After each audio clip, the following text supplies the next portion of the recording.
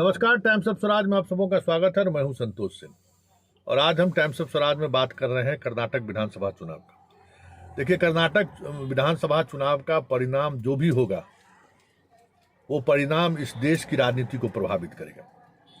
भले ही कर्नाटक को साउथ का गेटवे कहा जा रहा हो, लेकिन इस बार का जो विधानसभा का परिणाम होगा वो परिणाम देश की राजनीति को इस स्तर तक प्रभावित करेगा कि आप देख रहे हैं कि अब बीजेपी ने अपनी पूरी ताकत झोंक दी है। कांग्रेस पूरी ताकत के साथ मैदान में उतरी हुई है।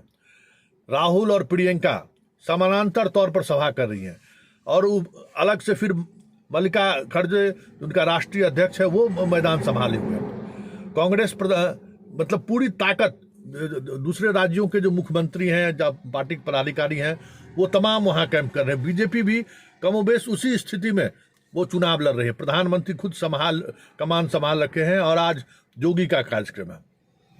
लेकिन बड़ा सवाल ये है कि कर्नाटक को लेकर बीजेपी इतने स्तर पर क्यों लगी हुई है, क्योंकि जिस तरीके से चीजें सामने आ रही हैं, बीजेपी अपना पूरा सब कुछ दांव पर लगा हुआ है। इसकी वजह है कर्नाटक चुनाव, अगर बीजेपी चुनाव अगर हारती है तो राष्ट्रीय फलक पर विपक्षी एकता को एक अलग कह सकते हैं कि संदेश जाएगा कि कांग्रेस मजबूती के साथ अब बीजेपी के आमने सामने लड़ाई लड़ने की स्थिति में है।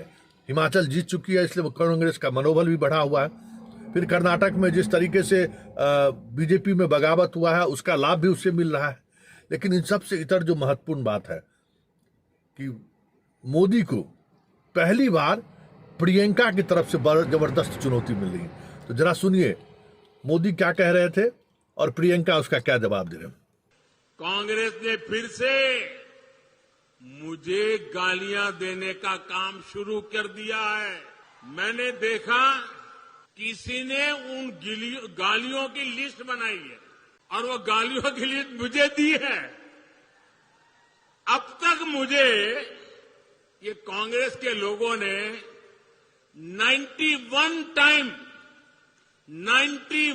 टाइम अलग अलग गालियां दी है।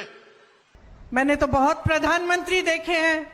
इंदिरा जी को देखा, गोली खाई उन्होंने इस देश के लिए। राजीव गांधी को देखा, शहीद हुए इस देश के लिए। नरसिम्हा राव जी को देखा, मनमोहन सिंह जी को देखा, मेहनत करते हुए दिन रात को इस देश के लिए। लेकिन मैंने पहला ऐसा प्रधानमंत्री देखा है, बहनों और भाइयों, पहला देखा है ना, जो आपके सामने आकर रोता है कि मुझे गाली लग रही है, मुझे गाली दे रहे हैं।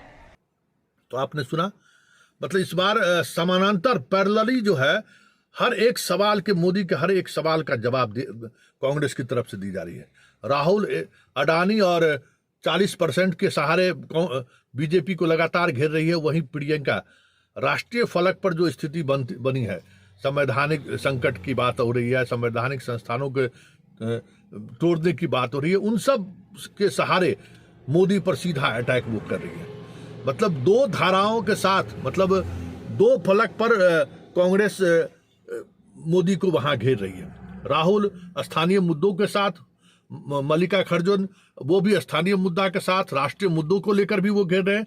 और प्रियंका पूरी तौर पर महिलाओं के बीच मोदी के उन तमाम योजनाओं के सहारे घेराबंदी कर रही है। इसकी वजह क्या है, जरा ये समझने की जरूरत है। ये समझिए कि अगर कर्नाटक में कांग्रेस की वापसी आती है तो आर्थिक रूप से एक मजबूत राज कांग्रेस के हाथ में आ जाएगा। और उसके अलावा कांग्रेस में भी जो लोकसभा क्षेत्र है, उस लोकसभा क्षेत्र में भी अधिकांश सीटें, मतलब 25 सीटें पिछले चुनाव में बीजेपी जीत चुकी है। वहां अगर नुकसान होता है, वहां सरकार अगर बेदखल होती है तो बीजेपी को बड़ा नुकसान हो सकता है। इसलिए दोनों पार्टी अपनी पूरी ताकत लगा रखी है। अब तो ये कहा जा रहा है कि बीजेपी ये चाहती है कि कांग्रेस अकेले सरकार नहीं बना पाए, जेडीएस के साथ उसको सरकार बनाने की स्थिति उत्पन्न हो। ये अब स्थिति उत्पन्न होने लगी है। वैसे प्रधानमंत्री 3 तारीख को फिर जाने वाले हैं, उनका आखिरी कार्यक्रम 3 तारीख को है। लेकिन जिस अंदाज में वहां सड़कों पर लोग उतर रहे हैं और राहुल प्रियंका के सभा में जो चीजें सामने आ रही हैं, और खास करके जो जातीय आधार है कर्नाटक चुनाव का, उस आधार में जिस तरीके से कांग्रेस ने 2 मुख्यमंत्री का चेहरा के साथ साथ राष्ट्रीय अध्यक्ष भी कर्नाटक से उन्होंने दे रखा है। जिसकी बड़ी आबादी दलितों की है। अब इसका असर अगर पड़ता है तो फिर बहुत मुश्किल होगा बीजेपी का टिकना। देखिए आगे आगे होता है क्या, लेकिन इतना तय है कि कर्नाटक के चुनाव परिणाम से इस देश का चुनाव खास करके 2024 किस दिशा में जाएगी वो लगभग इस परिणाम के बाद सामने आ जाएगी।